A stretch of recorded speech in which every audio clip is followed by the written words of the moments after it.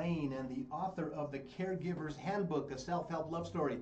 Guys, you know, I don't spend much time talking about the book on the show, but I'm telling you, man, I'm getting really good feedback. A lot of people really appreciate and enjoy this book. If you have someone who is ill or someone who is taking care of someone who is ill, I highly recommend you get this book. Not because I wrote it, but because it has good stuff in it. This book will grip you. This book will open your eyes. This book will educate and prepare you for the worst of the worst. I was only 47 years old when my wife was diagnosed with terminal cancer. Guys, this book is a book you need to have in your hands. The Caregiver's Handbook, a self-help love story. As you know, I am a big supporter and a member of CALMA, Colorado Alliance for Latino Mentors and Authors. They have the anthology. Guys, I always talk about these books and I don't know why you're not ordering them. Come on, put this book on your shelf. Put it in front of you. Put your glasses on and read the book. Ramas y Raíces, Branches and Roots, the anthology of Calma. This is a collection of essays, poems, short stories from Colorado authors that will entertain, educate, and enlighten you. I promise you, get a copy of this book. They're 20 bucks. Reach out to me at the station and we can get this book in your hands. One book that I always talk about every show, and I will continue, is A People's History of the United States. You didn't get history in school. You didn't get the history that you get here. This book starts out with Columbus and what he did to the indigenous people. They were so innocent that they cut themselves on the blade of his sword, not knowing what it was. They didn't even know what war was. They didn't have theft. They didn't have diseases. They didn't have all the things that came with Columbus. Get your copy of The People's History of the United States.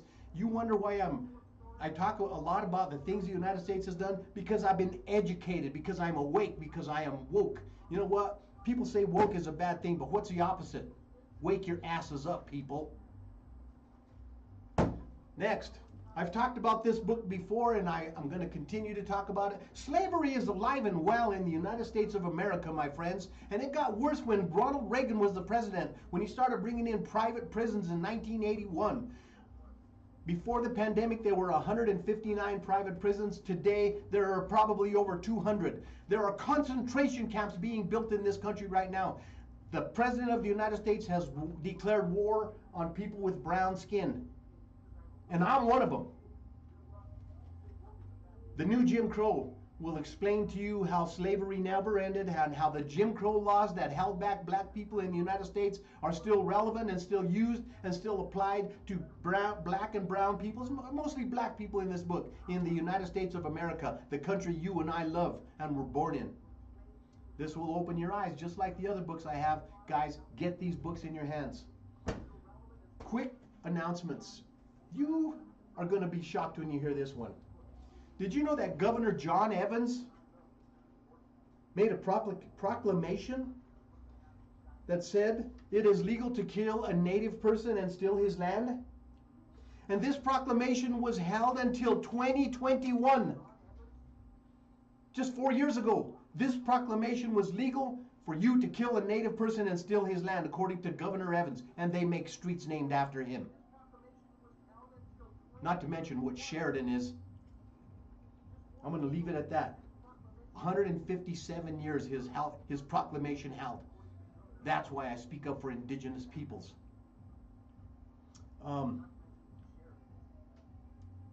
So that was in 1864, right before Colorado became a state.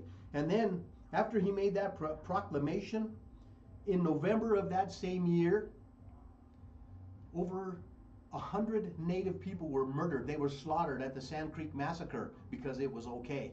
You know, when we dehumanize and we normalize the oppression and the killing of one individual or a group of people, we proclaim the oppression and murder of all people. What's going on in Palestine is what went on in 1864, except on a grand scale and then for the whole world to see. I am not anti-Semitic. I am anti-genocide. Did you know Roger Waters of Pink Floyd has been threatened with 14 years in prison because he's speaking out against the genocide? I'm speaking up because I'm not afraid. I'd rather die on my feet than live on my knees. I'd rather die on my feet than to live on my knees. And you need to too. You need to stand up for all oppressed people because you will be one. Remember the poem that said, And then they came for me. It's coming to that, folks. It's coming to that. Now here's my message to all my Trump supporter friends. He was mentioned 64 times in the Epstein investigation. He pled the fifth over 96 times.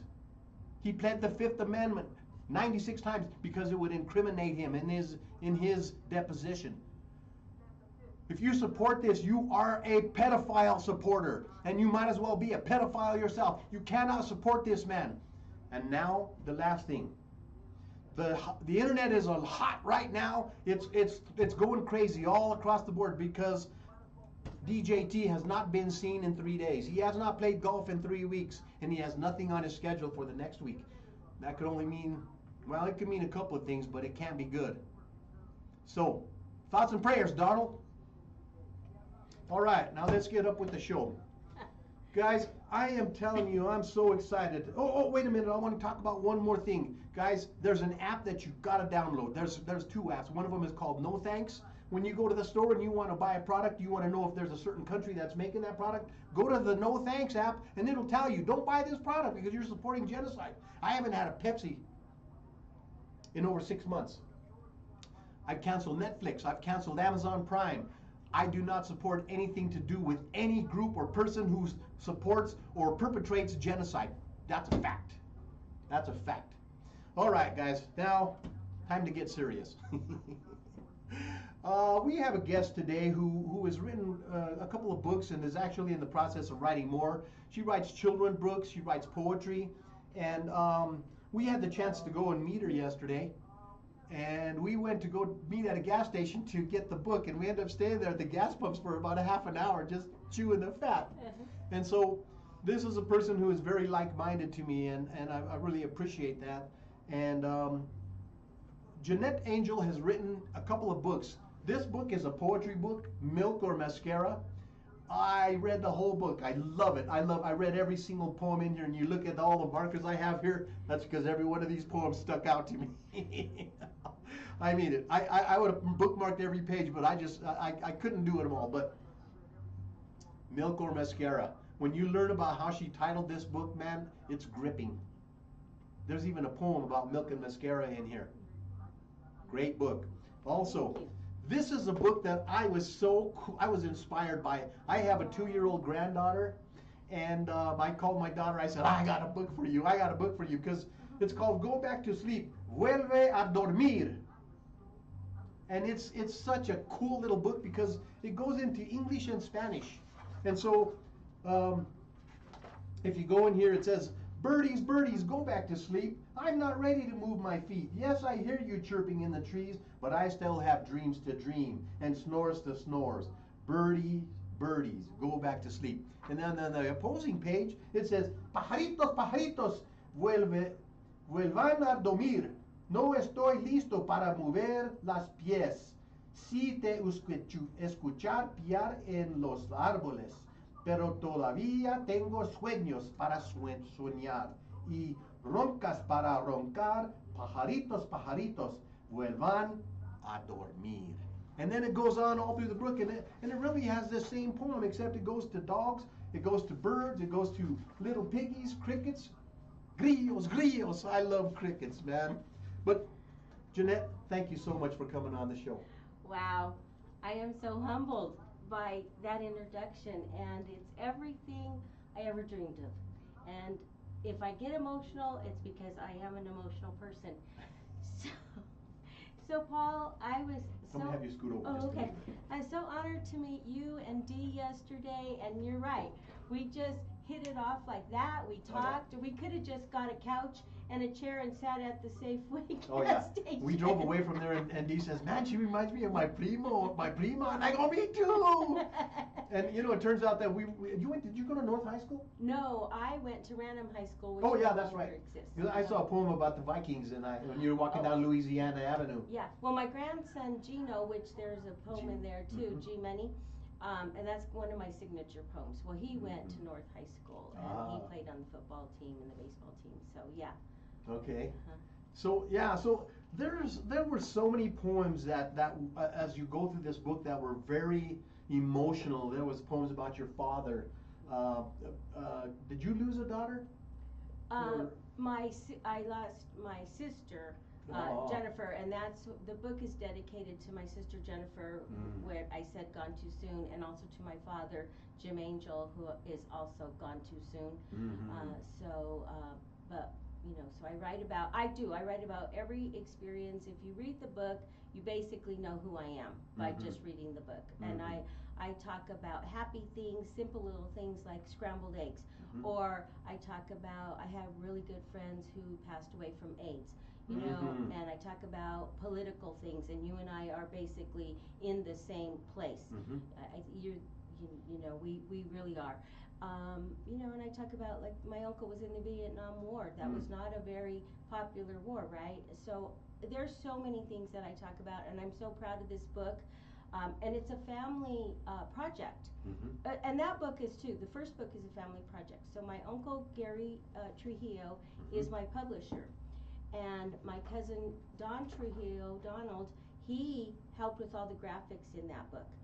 And so we worked on the book. They live in Seattle. I flew out to Seattle. We finished that book.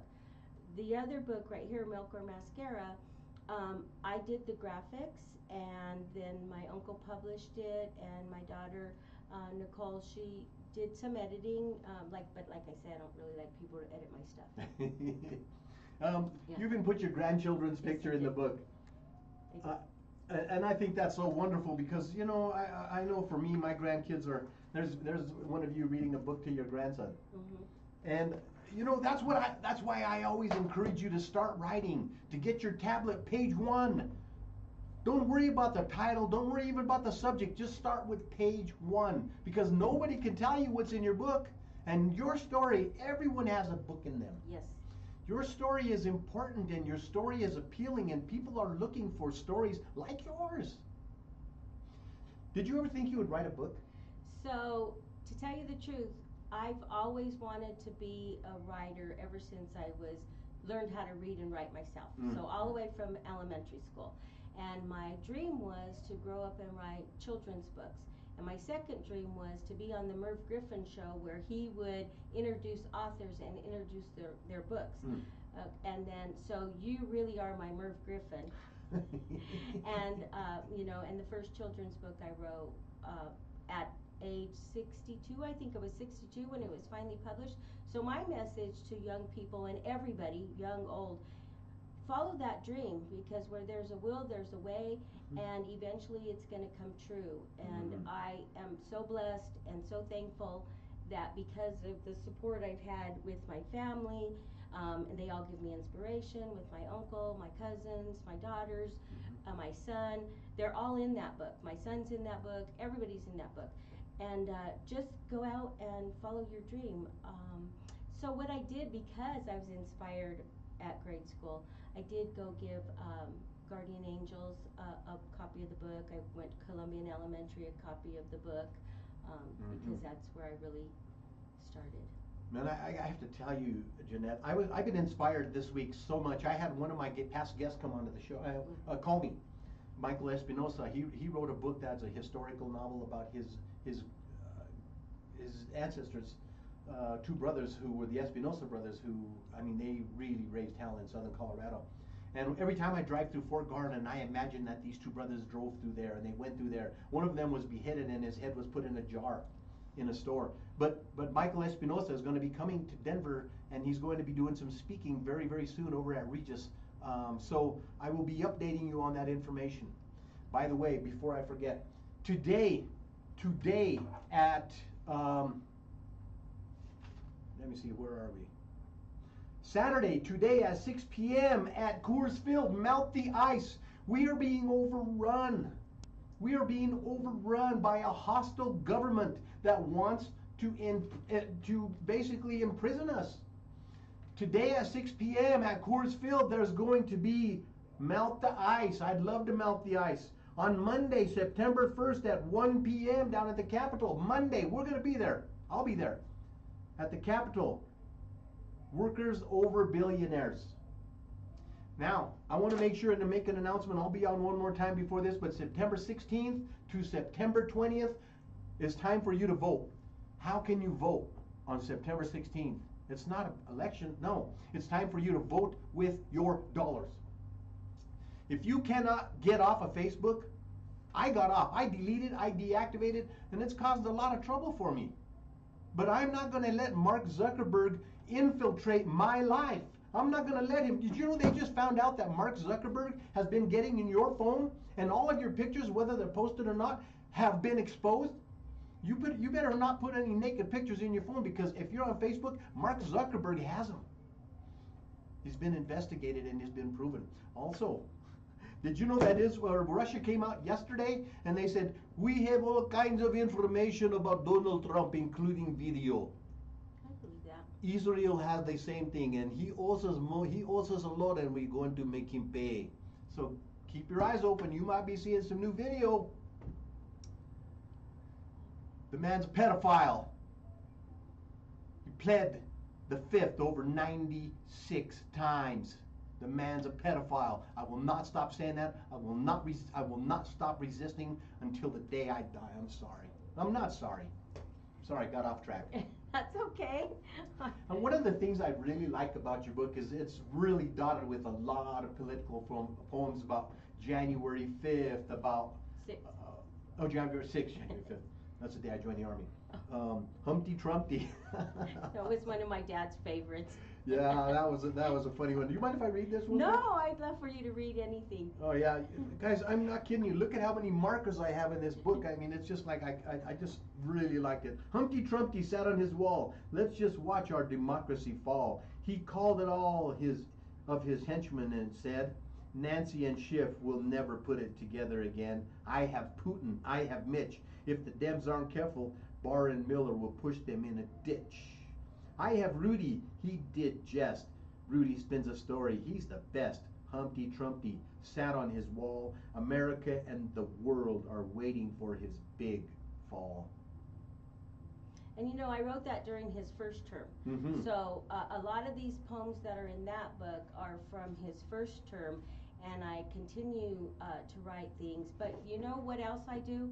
I literally write the White House, and I never capitalize his name. Mm-hmm. I will sometimes use DJT, Mm-hmm. and I always start out the letter that this is my request for you to resign, and then I go through the days or the week's news and why I think he should resign. Mm-hmm. And then at the end I always put exercising my First Amendment right, and then I put my name. Mm-hmm. So, you know, you go to the White House website, and then they'll sometimes send you an email back. And usually the email is very canned BS. With the DJT signature.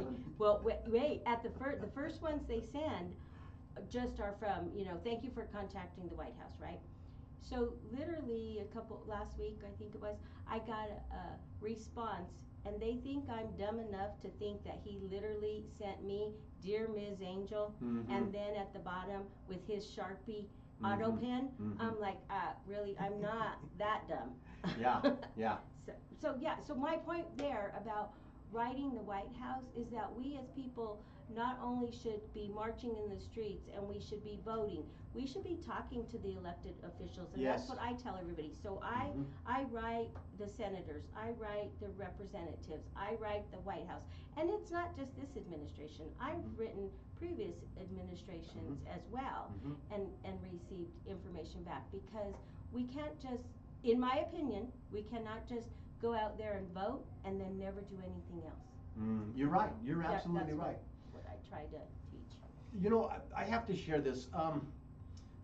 Back when Monica Lewinsky was, all that was going on with Bill Clinton, Mm-hmm. I said, impeach him, remove him, throw him in jail.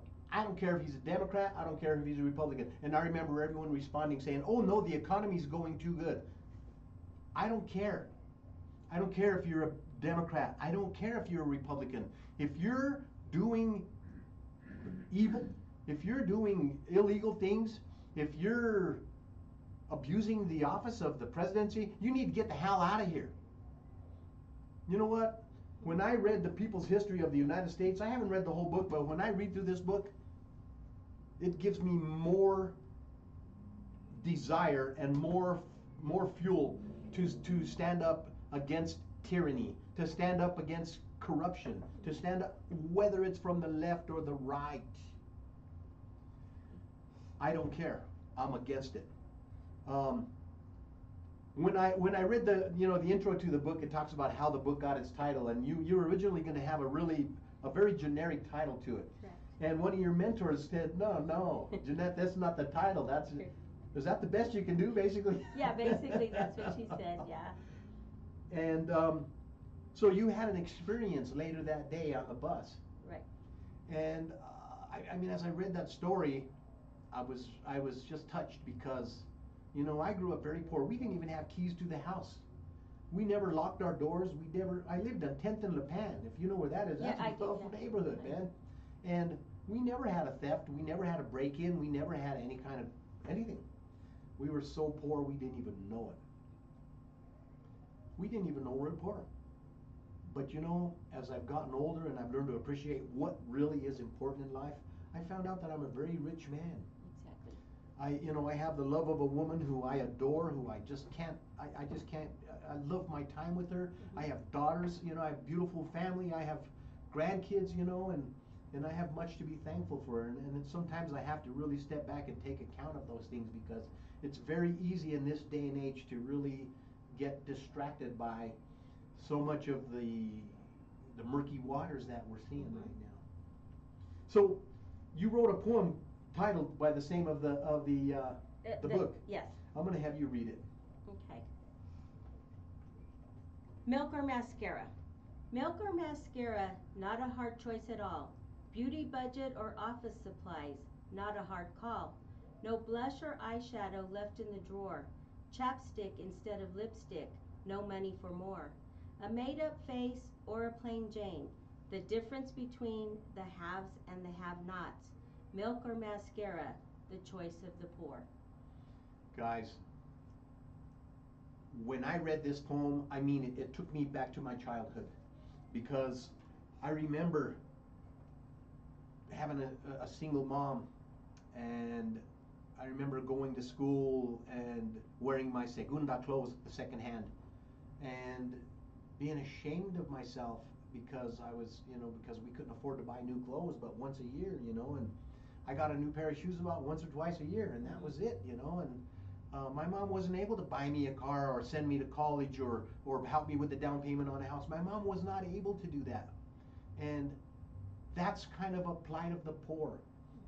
We've learned about redlining since then. We've learned about how the FHA, the Federal Housing Authority, has been racist towards brown and black people from the beginning. This country needs a lot of improvement and a lot of change, but we can be the change. Mm-hmm. If you're out there and you're so sick of the system, it's time for you to stand up and say, I'm going to go and run for office. And don't compromise yourself. Did you know, fascism, when fascism first started, they called it corporatism. Oh. Corporatism. Do you know what corporatism is? It's the same as fascism. It's when corporations run and control the media, the military, the education system, the medical system, and all politics. We're there. We're there.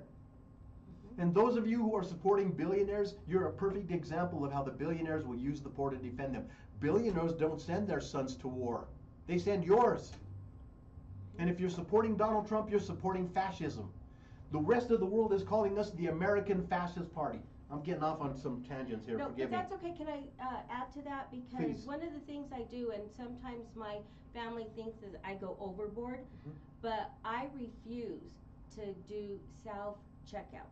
And the reason, I won't do it. The reason I refuse that is because it's just corporate greed. And so I say to people that are shopping, come and stand in this line and let the clerk check you out, because we are helping to support that person to have a job. And so if I go into a store and there are no checkers, you know what I do? I go up to the customer service desk with all my product. Oh, good idea. And I say, they say, may I help you? And I said, yes, I would like some customer service. And I start putting my groceries on there and they check me out. Oh, I like that. refuse, because it's corporate greed. And I know my family thinks I'm radical, but I think we have to individually stand up and encourage others to stand up. And some are not as brazen as I or you, but you know, maybe, you know, give them a little encouragement. Sorry. No, we both go off on please tangents. interject anytime. We go off on tangents. No, that's really relevant, because you know what, I feel the exact same way. You know, if I have 3 items in my car, I'll wait behind 6 people with full baskets. I don't care. I do too. I will start using self-checkout when I get the employee discount. Well, I don't, yeah, they don't pay me. No, they don't pay me to sack my groceries. They don't train me. And then, of course, then the other thing that really upsets me is when they have armed security checking receipts. So I no longer go to the King Soopers by my house, because that armed security guard should be outside patrolling the parking lot. Yeah, vandalism. And they should, if they want to check receipts like a Walmart or a Sam's, have an employee check the receipts who I could say, "Hi Paul, how are you today?" You know? But that upsets me too. Okay, sorry, you're making me go off on tangents. You know what, that's how the show goes. That's why I don't script it. By the way, I want to just mention Walmart, the Denver Broncos Walmart, the Walton family that owns the Denver Broncos. I love the Broncos, but they're owned by the Walton family. Walmart has put more families out of business than any company on earth. Walmart has more people on public assistance than any company on earth. And people will not compromise. I mean, they compromise, I'm sorry. They go to Walmart because they can save $3. But you know what? You're compromising yourself, people. Bernie Marcus from Home Depot was a huge, huge Republican supporter. There's so many others. But back to what I was saying. And I bounce around, guys. You know me. You've been watching the show. On the blackout the system, I'm asking you, if you're on Facebook, stay off of it for 4 days. You can do that, can't you? 16th through the 20th, stay off of it. Don't post on it. Don't open it. Close it. Don't go on Twitter. I deleted X a long time ago. Don't order anything from Amazon Prime. Don't go to Walmart, Costco. I mean, go to Costco, but don't buy anything if you can help it. I always tell people, don't buy gas on Fridays, and they say, well, they're just going to buy it on Saturday. But you know what? They raise the price of gas on Friday. Supply and demand. If you go in there and you stop buying gas on Friday, guess what? Their demand's going to go down and the price of gas is going to go down. The price of gas is down very low this year. Guess who's beholden to the Arabs? Guess who's beholden to the people who provide the gas? The guy in the White House. It's not a coincidence. It's a manipulation of the system. Oh, that's okay. Memories of Hita. There were so many good little poems that I just really liked. Oh, guys, by the way, if you're just joining us, you are watching KUHS The Stream, and this is the Weekend Boost. I am your host, Paul Lane, and we are talking to our guest, Jeanette Angel, the author of Milk and Mascara. And Milk or Mascara, not and Mascara. And Go Back to Sleep, Vuelve a Dormir, a children's book of the ages. I think this book is going to be really, really well received. I really do. Oh, can I tell you something really cool about this book? Please. So, I give it out to my grandson Santana, who's in there. He was 2 years old when I started writing the book, and I taught him how to recite the poem. And it's because of him that it became a book, because the first poem was the Birdie Birdie, and he would recite it, and I'd clap, and he'd bow. And then one day he says, well, Grandma, don't you know any other animals? And then that's how it became a book. But then when he went to preschool, I gave out the book to his classmates. Then when his little sister Aria went to preschool, I gave the book out to her classmates and her teacher. Well, this year, the book is at Aria's preschool. Every classroom has a book. And my uncle who published it, when he first saw the little prototype that I gave him, he said, I think every preschooler should have this book. And that dreams came true because Aria's preschool, every class has the book. And it's in Miss Courtney's lesson plan. She uses it all the time. Yeah.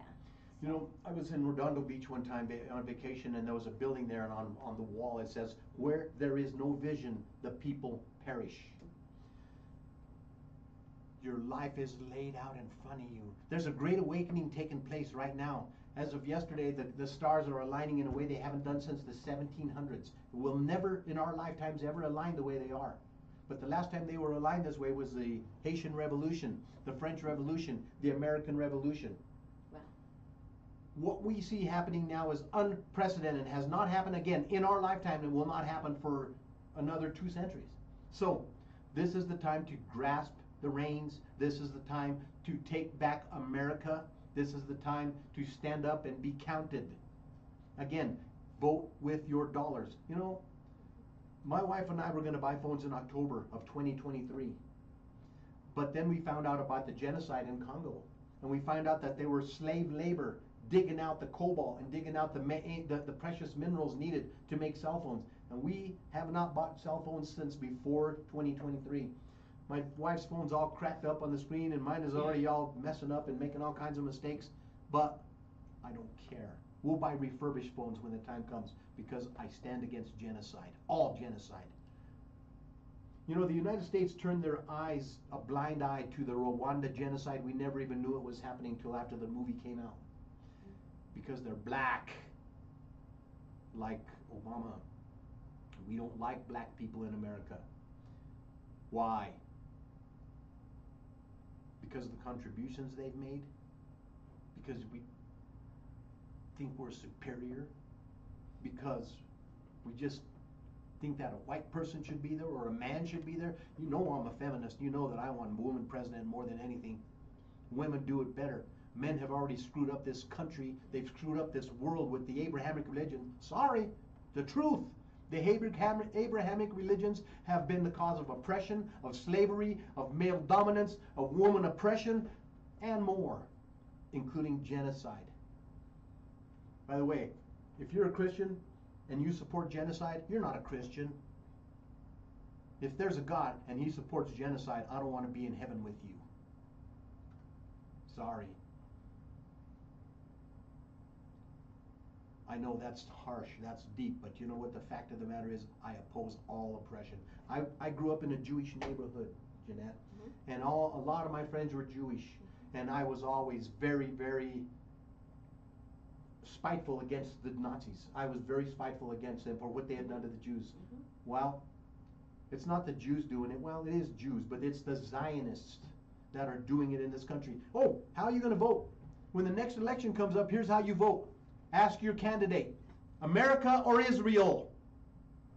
If they can't say America, then they're not your candidate because they're beholden to another country.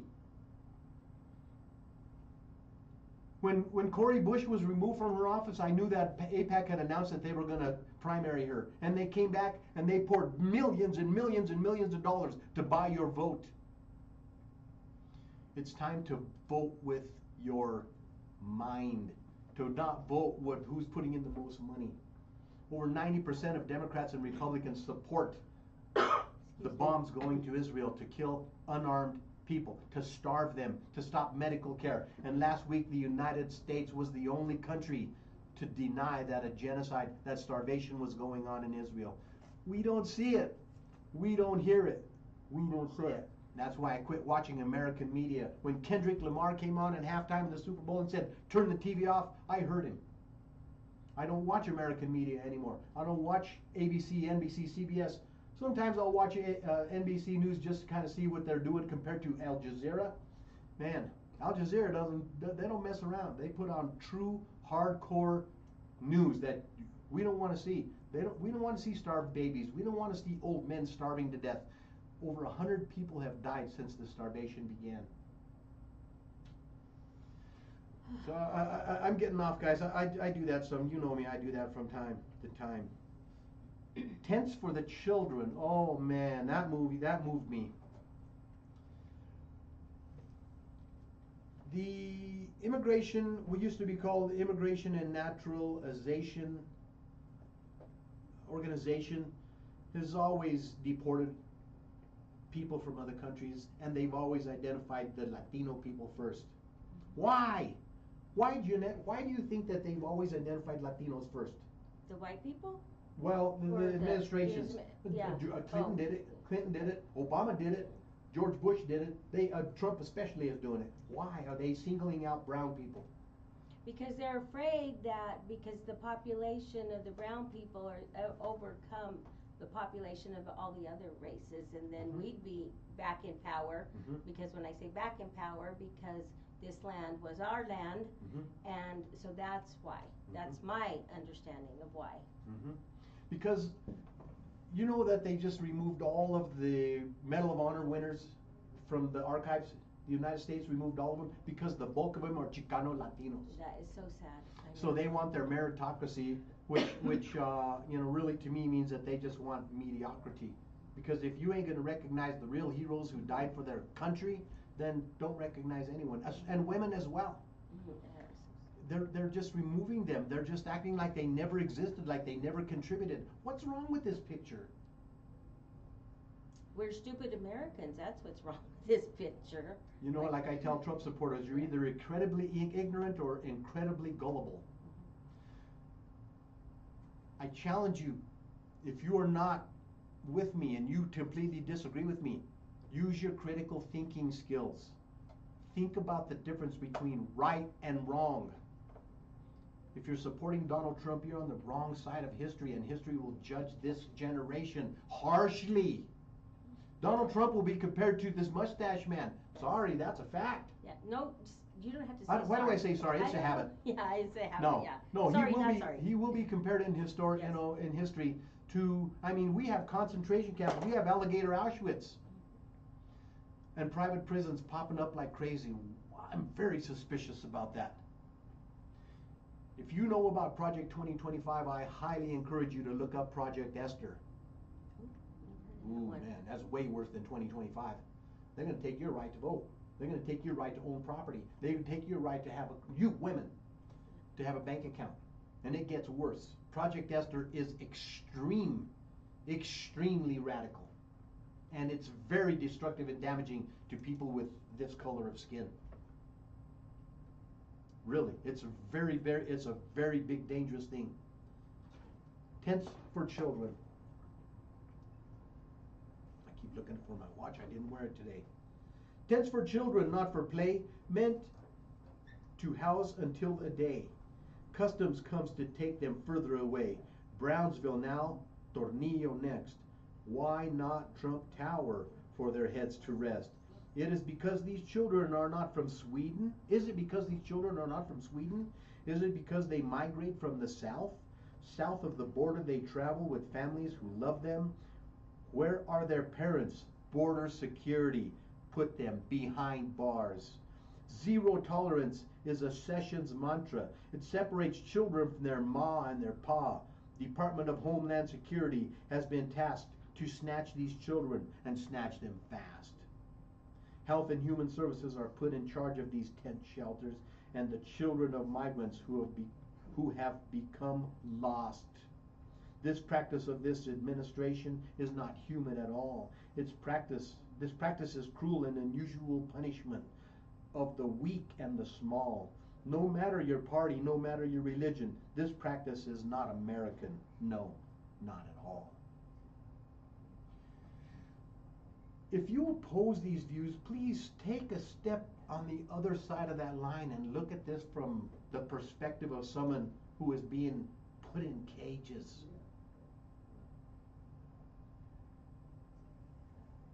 It's time to awaken. It's time to take to the streets. Writing your senators and congressmen is good, but it's not going to change anything. Protesting is not going to change anything because the media won't show it. If you're on TikTok, go look up music festivals. They're all over the country, including downtown Denver, and you won't see a snippet of it in Channel 9 News, or 7 or 4, or Fox. Not a word. Why are they hiding that? Millions and millions of people are waking up, including from the other side, who are saying, hey, he is on the list. He did plead the fifth 96 times. I'm going to vote with my dollars. I'm going to freeze the system. In October, I got involved with the Latino Freeze, and I had a video that I put out on TikTok, had over 20,000 views. 20,000 people were awakened to say, hey, I want to put a freeze on the system. Now, it's black out the system. Vote with your dollars. September 16th through the 20th. Mark your calendars now, people. No gas, no food. Go buy, stock up. You have 2 weeks to get this going. Stock up. Don't participate.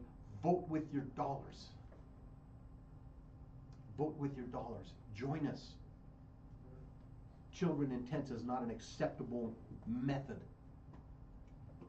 I told you this yesterday. My great-grandfather was a Mexican citizen. He was born in a town called Plaza de León, Mexico. And his son, my grandfather, was born a first-generation American. They were born on the same land.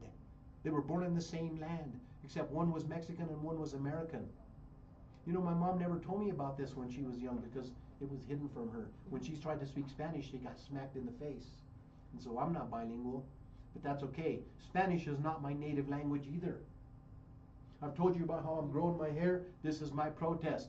This is my awakening, how I'm going back to my indigenous roots. This is where our strength was. When they cut off the hair of the native elders, they weren't able to track anymore. They weren't able to do medicine that they did before because this is our medicine.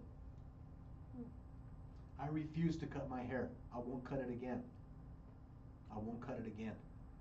Even after he's gone, I won't cut it again.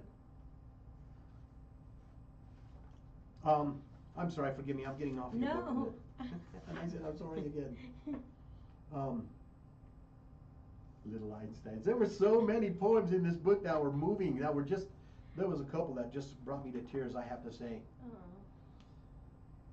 Vinny and Jojo are brilliant. Little Einsteins from the start. Yearning for knowledge simply leaps from their hearts. Reading, writing, and arithmetic are not subjects they just learn in school. Reading, writing, and arithmetic are the fundamentals of their future, just the tools. Science and technology, subjects that they love. Science and technology, subjects that they excel in. So easy to get excited when they look up above. The planets and stars not far from their reach. One day, one of them may travel to Mars. Math, bees, science fairs challenge them today. The universe may challenge them down the road. Master chef, astronaut, computer scientist, dreams to behold. All is possible when learning is important. Questioning and curiosity are encouraged and expected. Little Einsteins from the start. Such pride flowing from my heart. Vinny and Jojo are brilliant. Your book is at your fingertips. All you do is start with page 1. I know I've inspired someone to write. You know, right now we have about 6,300 people watching us. Someone out there is getting ready to write a book. Write a book in opposition to me. Write a book that proves me wrong. I'd love to see it. I'll read it. I'll even have you on the show. No, I won't. If you're a Trumper, I won't have you on the show. I'm sorry. It's just the way I feel. I'm not sorry. I said that's a bad habit. I gotta quit saying that. As I went through the book, it was so interesting that you had so many topics of discussion. You know, from being a parent to a tia, to a sister, to so many other things. To a daughter, yeah. Oh, your father. You had a very good relationship with your father. Oh, my dad. Everybody had a good relationship with my dad. Mm-hmm. My sisters and I and my brother were all blessed to have such a strong mentor, loving man, loving husband. We couldn't have asked for a better childhood, better life, better adulthood also. That's what life is about, Yeah. man. You wrote a poem June 28th and it talked about your father and the last time he spoke and when you said to call the priest, and I got choked up reading that. Baby daughter. I remember the last time I saw my mom alive, oh man, as I read your poem, I thought about being there by her side and, just watching her would be not even conscious and, just being there as she took her last breath was a very impactful day for me. And sometimes I think about writing a poem about that, but, and then reading your poem today, or when I read it was almost like another inspiration for me to really express those feelings. I thought about, since the pandemic, I've lost 4 brothers. None of them to COVID, but I've lost a total of 5 brothers. I lost a brother-in-law last week. I've lost 6 brother-in-laws and 3 sister-in-laws, my mom, my dad, my mother-in-law, father-in-law. We all experience loss, and loss is a terrible thing. And expressing it on paper, expressing it in a poem, expressing it in a short story is very cathartic. It's very healing. It's very emotionally releasing of all kinds of pent-up feelings of sadness and regret or joy or whatever the case may be. And it's important for us to express those things. Well, can I preface this Yes, poem? please. Well, I just want to, you can read it because you're a beautiful reader. But when my dad got sick, on August 12th is when he called us from Lutheran Hospital and told us that he had pancreatic cancer. And so I took a leave of absence from where I was working, and I stayed at my parents' home, and my siblings, my sisters and my brothers, the grandkids, everybody helped out. But I was there, 24/7, and it was an honor and a privilege and my sisters helped a lot, and my daughter Nikki helped a lot too. And it was an honor and a privilege to be with him from that time until he passed on June 29th, to be able to, talk with him, feed him, bathe him, take care of him, give him medicine, be there with my mom. That was an honor and a privilege. And so the one night I was sleeping, and early June, I woke up and I said, June 28th, June 28th, June 28th.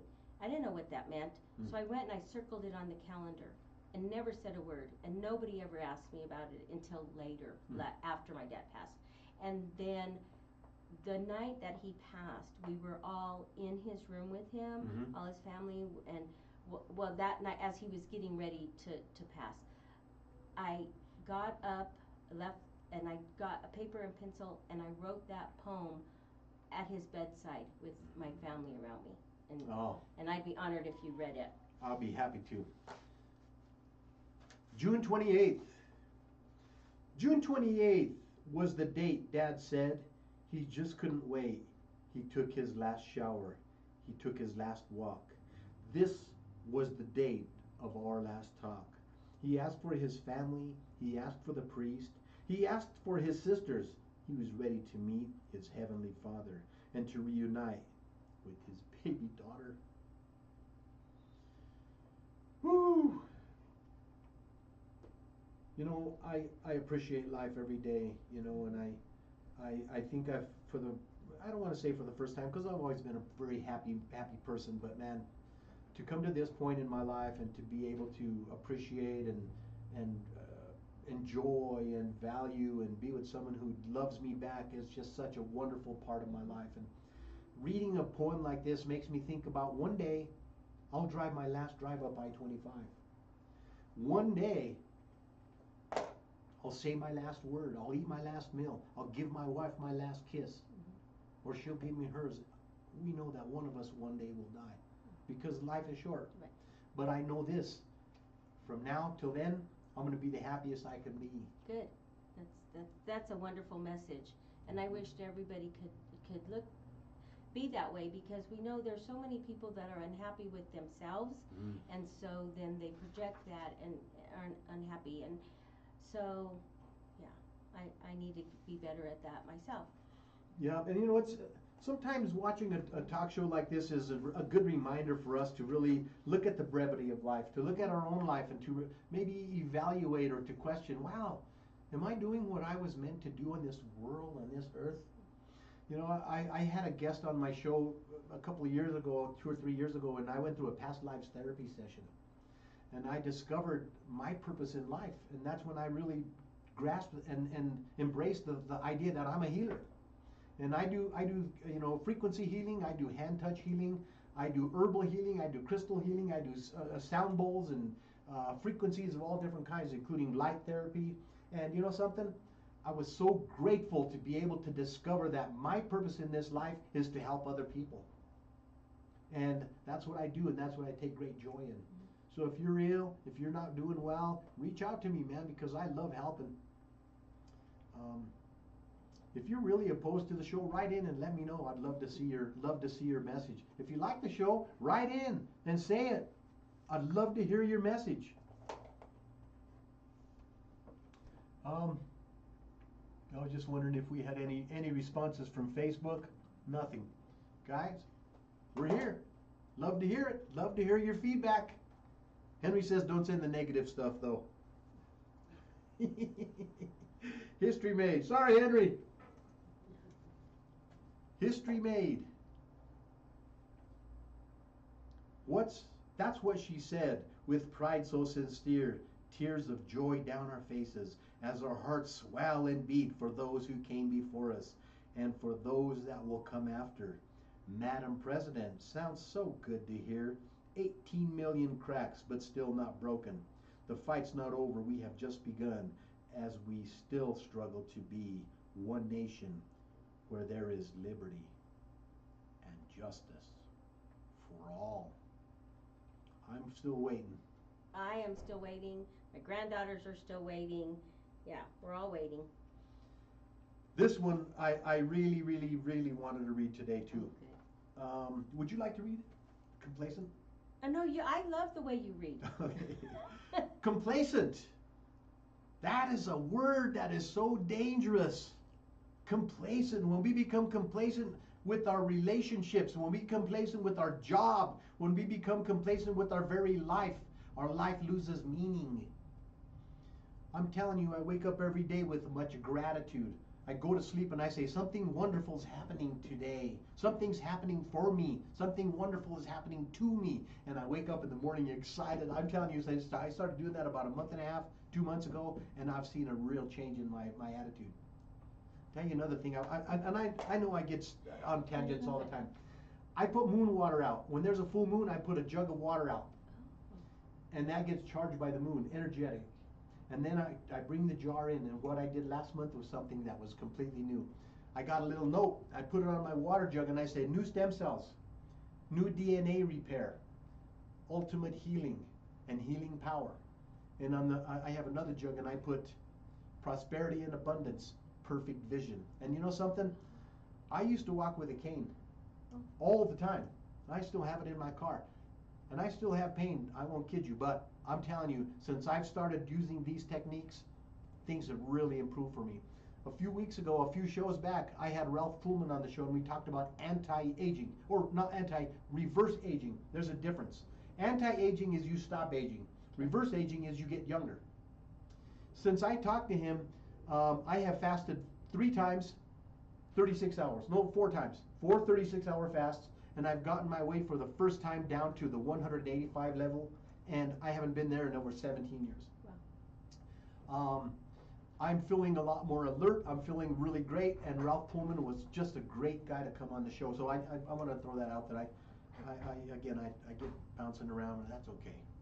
I call it squirreling. Squirreling, yeah. What happens when we become complacent? It happens when we all say, I don't care, it doesn't affect me. What happens when we don't speak up? When we don't speak out, we might as well not speak at all. When we do point out a wrong, will anyone listen? Will anyone act? Will accountability be held? Will justice be served? What is there to lose? Self-respect? One's own dignity? Are those worth preserving? Am I my brother's keeper, or is it just an ancient myth? Don't be complacent, you guys. Listen to the words of this poem. Let yourself be concerned. Let yourself be involved. Let yourself be a part of history, and not a part of history that people say, oh yeah, and 1,000 people watched, 1 billion people watched, 1 million people did nothing, 1 billion people were complacent. Don't be those people. An enemy of mine I had, whose face I stoutly strove to know. For hard he dogged my steps unseen wherever I did go. One night I seized and held him fast. I looked upon his face at last, and lo, myself I saw. I missed a verse in there. But anyway, we are our own worst enemy. And when we become complacent, we become witnesses to atrocities. We become witnesses to oppression. We need to get involved and make sure that the oppression is not because of us, or not because we did nothing. And then they came for me. And then they came for me. They came for the gays, but I wasn't gay. It didn't affect me, so I did nothing.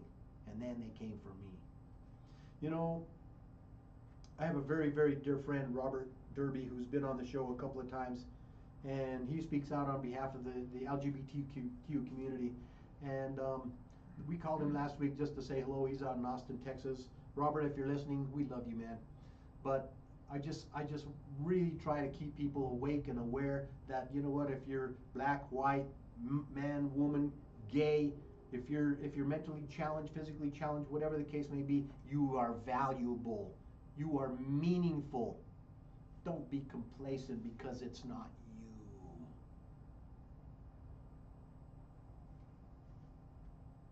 Thank you for putting the feeling in that poem that I wanted it to have. That was, thank you. Oh, it's my pleasure. The words just really just spoke to me. Clean Your Plate Club. I was reading through the book and I thought about my own children when they were growing up. We used to call it a happy plate. And as I read through that story about the grandma club, it was easy to join. That was probably one of the very first poems I wrote, because when I was growing up, I never imagined writing poems. I always imagined writing short stories. Oh. And I would write short stories. I wrote a lot of short stories growing up.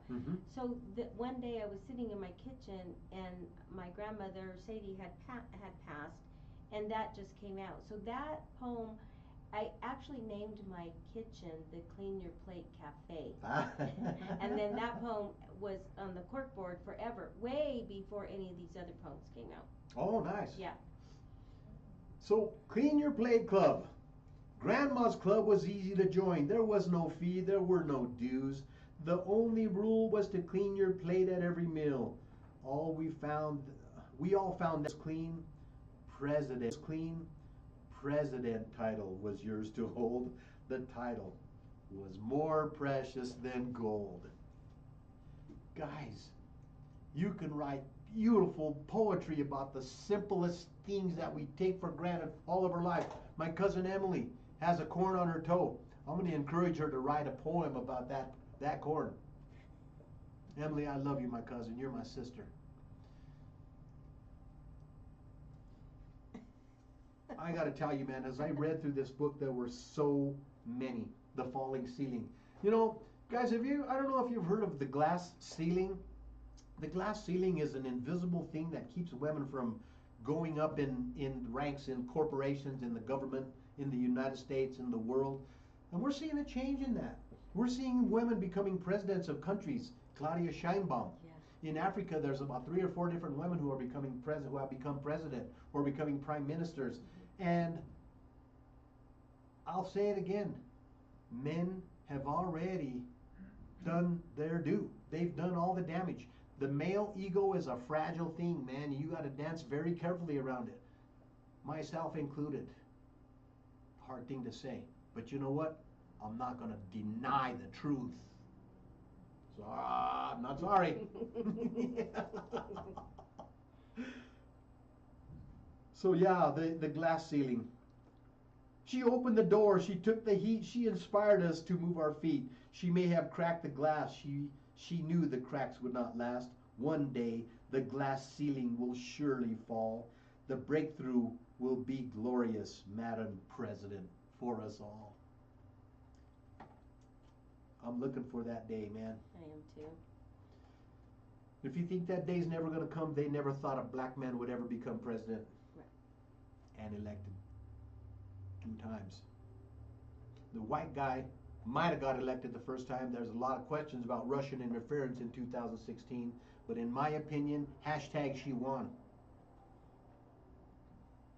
Hashtag she won. Now, I'm going to tell you, I personally did not vote for either one of them candidates, and I make no apologies for that, because I voted for a no genocide candidate. That was my stand, and I'm going to make a stand, and I'm going to stand right here and tell you the truth. I will not vote for a genocide candidate. I love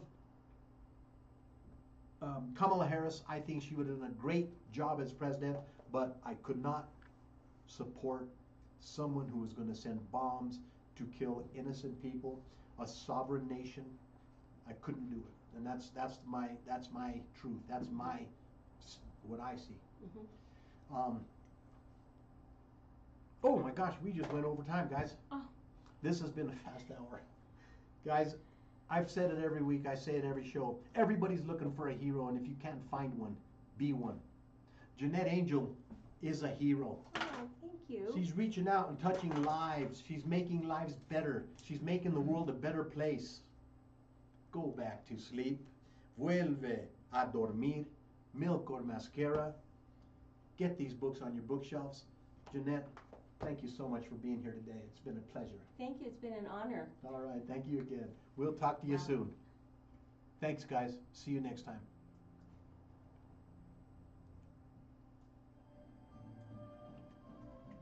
Well, yeah, whoever told you to come and do this, they were